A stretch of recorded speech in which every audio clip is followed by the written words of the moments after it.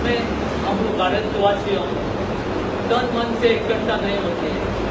दूसरा जो धर्म है, ईसाई धर्म, इजराइल समझो,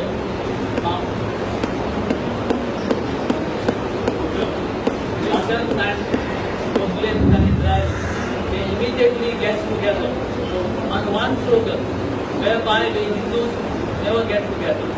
For that reason, what you have decided, bring all the Hindus together, and your opinion about beyond this arrangement to come together and form a Bharat Desh, the number one in the world. Thank you. इनका सवाल आप सबको सुनाई दिया? नहीं दिया। मैं repeat करता हूं। इन्होंने सवाल पूछा कि दुनिया में कई ऐसे संप्रदाय हैं, जैसे इस्लाम, जैसे ईसाई, जैसे यहूदी, वो तुरंत इकट्ठे हो जाते एक कॉल पर। हमारा जो समाज है, जिसको हम हिंदू समाज कहते हैं, ये जल्दी इकट्ठा नहीं होता, तन मन से साथ नहीं आते, ऐसा उनका कहना है। और शायद धन से भी नहीं आते होंगे, ये उनका कहना है। तो मैं आपको दो बातें कहना चाहता हूं। अभी मैं निरपेक्ष बात करना चाहता हूं। मैं एक हिंदू व्यक्ति हूं, ऐसे बात नहीं करना चाहता, मैं निरपेक्ष बात करना चाहता हूं। दुनिया में सभी संप्रदाय एक आवाज पर कभी भी इकट्ठे नहीं होते। मैं आपको उदाहरण देता हूं। इस्लाम का जो संप्रदाय है पूरी दुनिया में फैला हुआ है। 56 देशों में इस्लाम को मानने वाले लोग हैं और उनकी संख्या पता 250 कोटि से ज्यादा है इस्लाम को मानने वाले लोगों की। और इस्लाम के दो देश हैं जो इस समय सबसे ज्यादा मार खा रहे हैं। एक इराक है और अब ईरान की भी मार पिटाई शुरू हो गई है और अफगानिस्तान तो पूरा बर्बाद हो गया। अफगानिस्तान को बचाने के लिए वो इकट्ठे नहीं हुए। सद्दाम हुसैन को बचाने के लिए भी वो इकट्ठे नहीं हुए। अगर सद्दाम हुसैन को बचाने के लिए 250 कोटि लोग इकट्ठे हो जाते तो अमेरिका की हिम्मत नहीं थी तो सद्दाम हुसैन को फांसी दे सके। और अब ईरान के खिलाफ अमेरिका ने मोर्चा खोल दिया है और ईरान के खिलाफ प्रतिबंध लगाने की तैयारी चल रही है। इसमें भी सब लोग इकट्ठे नहीं हो रहे हैं। कुछ ईरान के साथ है और कुछ ईरान के खिलाफ है। सऊदी अरब नाम का एक देश है, वो ईरान के खिलाफ है। कुवैत ईरान के खिलाफ है। बहरीन, ओमान, संयुक्त अरब अमीरात ईरान के खिलाफ हैं और वो अमेरिका के साथ हैं इस मामले में कि ईरान पर पाबंदी लगा दो, क्योंकि ईरान परमाणु बम बना रहा है और इन सब देशों को डर लगता है कि ईरान हमें भी मार सकता है। ये एक सच्चाई है। इसी तरह से दूसरा उदाहरण देता हूँ।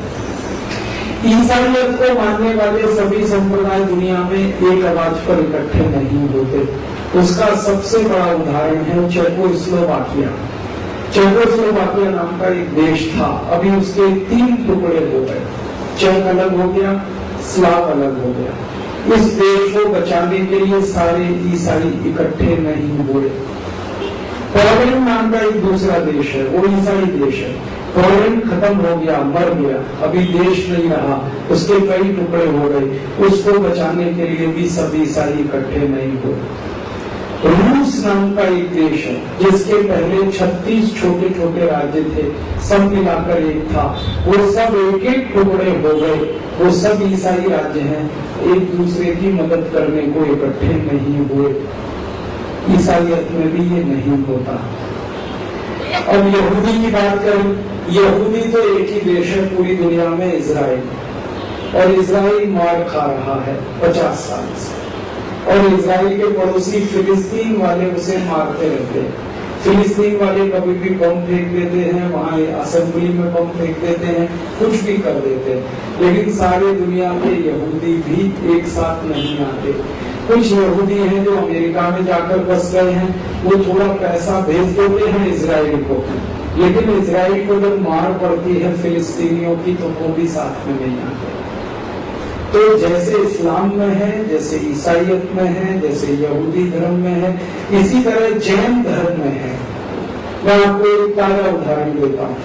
भारत में जैन समाज के 2 संप्रदाय हैं, एक दिगंबर और एक श्वेतांबर। अभी थोड़े दिन पहले बात आई कि जैन समाज को माइनॉरिटी घोषित किया जाए, तो दिगंबर लोगों ने कहा हाँ, श्वेतांबर लोगों ने कहा ना, और लड़ते रहे दोनों, और अभी तक फैसला नहीं हुआ। बौद्ध समाज की कहानी सुनाऊं आपको। सारी दुनिया के बौद्ध भी एक साथ इकट्ठे नहीं होते। इंडोनेशिया एक बौद्ध देश है, और इंडोनेशिया थोड़े दिन पहले बर्बाद हुआ था, उनकी इकोनॉमी कोलैप्स हुई थी। दूसरे बौद्ध देशों ने कोई मदद नहीं की इंडोनेशिया।